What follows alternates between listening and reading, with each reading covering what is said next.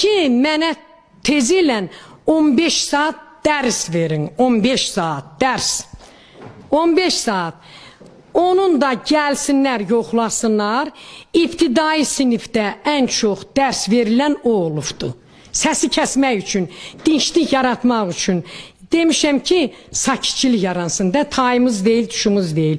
Lakin şəhid ailəsindən təhqir eləyəndə orasını düşməyibdi, özünə xeyirdir. Həmən şey düşməyibdi.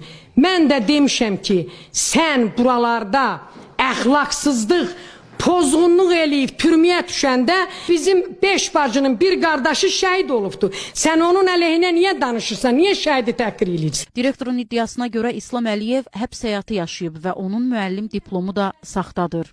Heç bir şeyə layiqi olmayan, saxta məişət sənəti ilə gələnləri müəllim götürüblər, qalmışıq əlində.